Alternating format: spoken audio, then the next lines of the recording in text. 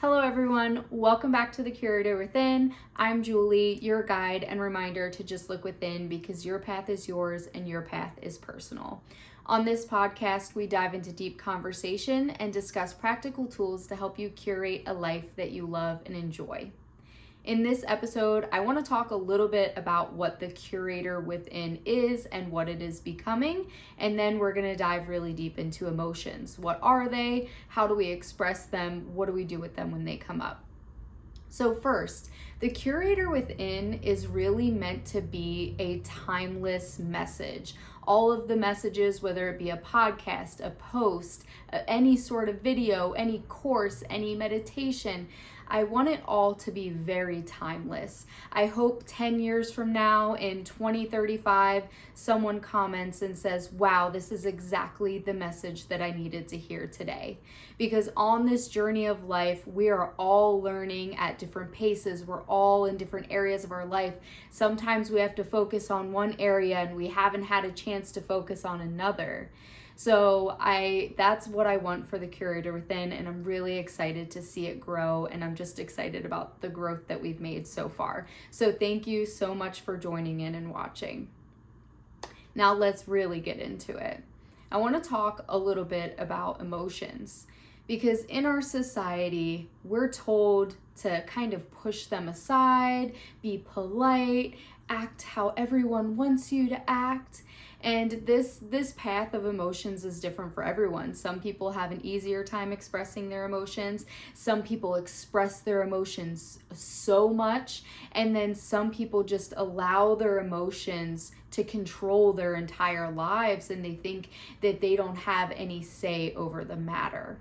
So when it comes to emotions, they are meant to be there. They're meant to guide us. They're meant to come up. They're meant to be expressed. However, the ways that we let them guide us and the ways that we express them really matter. We're meant to be in the driver's seat when it comes to our emotions. We are meant to control them. They're meant to be in the back seat. They can kind of say, hey, maybe this doesn't feel right. Maybe you should speak up. So emotions are there to help us protect ourselves, help us express ourselves, whatever that looks like for you. But they're not there to control our lives. And sometimes our emotions can come up and they're not true. Our emotions can follow our thought patterns that might not even be true, might not even be rooted in reality. And I'm using that term reality loosely because everyone is living in a different reality, in a different world. Everyone's version of you is different in their mind than it is in your mind. So when it comes to emotions, we need to understand them, we need to express them, we need to process them, but they do not need to rule our lives.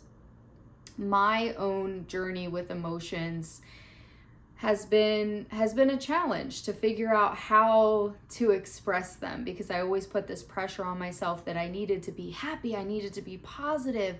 So when it came to those negative emotions, it was really hard to express them.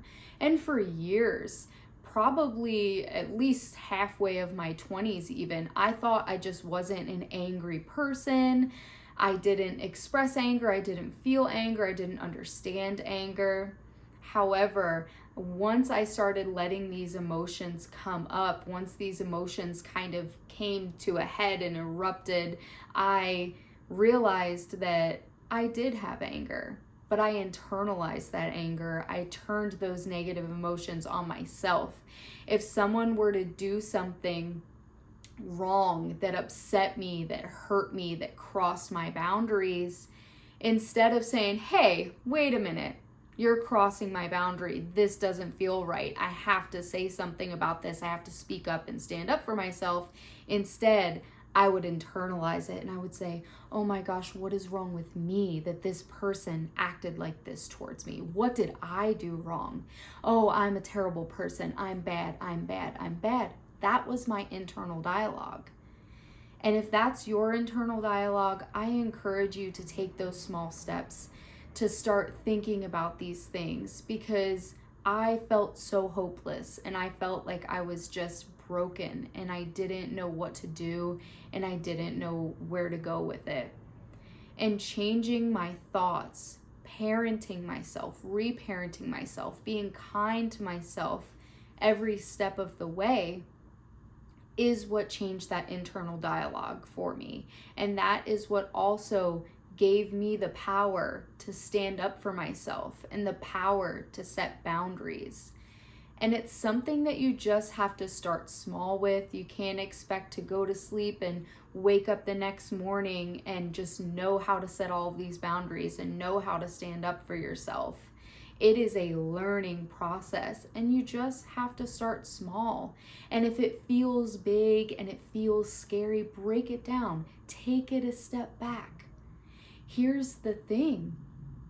We didn't learn how to ride a bike by just hopping on and going. We had training wheels. We had someone there to help us balance.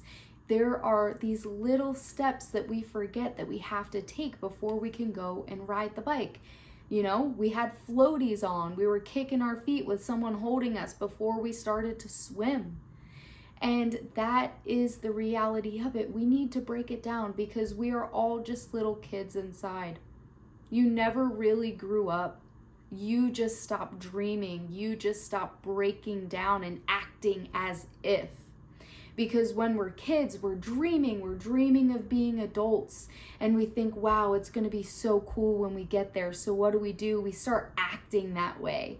We don't know what we're doing. We don't know if we're doing it right. We're just acting out what we're seeing around us. And then we get to adulthood, and what do we hear all the time? Like, oh, it sucks being an adult. Adulting sucks. Why did I do this? And then you just wish and want to go back to being a child. But the best part of it is you can continue to dream, you can continue to learn, and you can continue to grow your entire life. That's what this life is, a learning experience.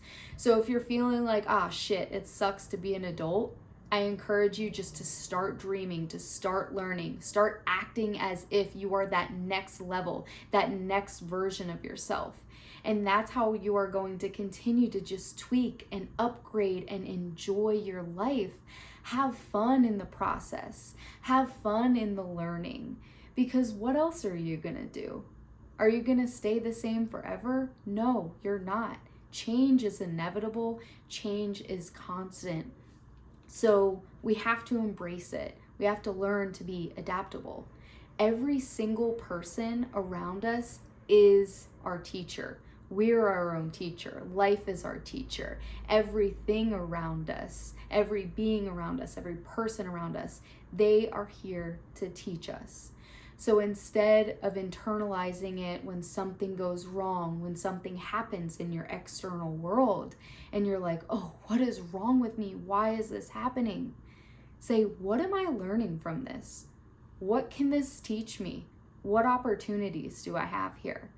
So making those small shifts every single day will change your entire life, and it will change the energy that you bring to your life every day, and it will make you realize that you are capable and that you are worthy of more. You deserve to live the best life that you can imagine. And if you can't imagine it, let me imagine it for you. Let me believe it for you. I can't do the work for you, but I can believe in you, and I have confidence in you, and you can do it. The only person that can do that work and the only person that can change is you. So when it comes to our emotions, sometimes we get upset when we can't change the people around us. We just think, oh my gosh, if you would just do this, your life would be so much better. And I promise you, if you have those thoughts, start to think about yourself and say, you know what? What can I do? What am I in control of? If I just did this, my life would be so much better. So let me take action there. Because sometimes we can get wrapped up in the wanting to help people and wanting to change people, when in reality, we just have to focus on ourselves. What is for our highest good? What can we learn? What can we change? How can we grow? And that will help every single person around you. Every single person around you will grow with you as they see that happen within you. So that's the really cool part about it. And when it comes to emotions, we can't let them control us. We can't let them define us. We have to be in the driver's seat. We have to listen to it and say, okay, that's a cue. Is it true? Do I have to follow this? And do I have to treat someone in an unkind manner? Because that's the thing, right? These emotions come up and it's like, oh, well, I reacted like this because you made me. No one made you react that way. Your reaction to what is happening around you is a choice. So what we have to do is slow down and respond instead of reacting. And that's not to say that you're going to be perfect and you're never going to have a reaction to something. You are human. And that's the beauty of the human experience, because sometimes that is the other person's lesson. Your reaction to something is the other person's lesson. And you do need to stand up for yourself, and you do need to have boundaries and put people in check, because that is just human nature. That is what we are here to do. It's just not here to control us, but we can use it as protection. For many years, I delayed the healing of people around me because I wasn't setting boundaries. So if you are ever feeling like, I can't set this boundary because then I'm gonna hurt this person, their feelings are gonna be hurt, I'm gonna ruin their life, and you start catastrophizing in that way, remember that not setting boundaries is disrespecting yourself, and it's also delaying the healing of other people around you. Sometimes we keep people in our lives because we think that we're helping them and they need us, when in reality, if we set them free, we allow them to grow and we allow them to become a better version of themselves because they had the pain of us letting them go. Be sure that you start to set these small boundaries, and if people don't respect them, that's their task, that's their job, and that's okay. You set them, you enforce them, and you stick with it even when it feels uncomfortable, especially when it feels uncomfortable, because that is what will set you free. The boundaries are not meant to build walls and keep people out and keep yourself guarded. The boundaries are here to protect yourself in a loving way, and in a loving way to you and in a loving way to others, because those boundaries do benefit everyone around you as well. So don't look at boundaries as a selfish thing at all. I know that today's episode was geared towards emotions, and it kind of ended up in this beautiful web of boundaries as well. So all of this goes together. If one thing is good and beneficial for you, it usually is good and beneficial for every area of your life. So you can set boundaries with other people, you can set boundaries with yourself, you can set boundaries with your emotions, you can set boundaries with your habits and what you do every single day, and build that self-discipline, build that self-confidence, and that trust in yourself. And it's just a really cool journey to be on. Start shifting that perspective to being excited about learning, because it's boring to stay the same. If you found value in today's video, please share it with a friend. Thank you so much for watching. This is what I have for you. And remember, be the light, be the change. It all starts with you. Thank you so much. Keep going. You got this.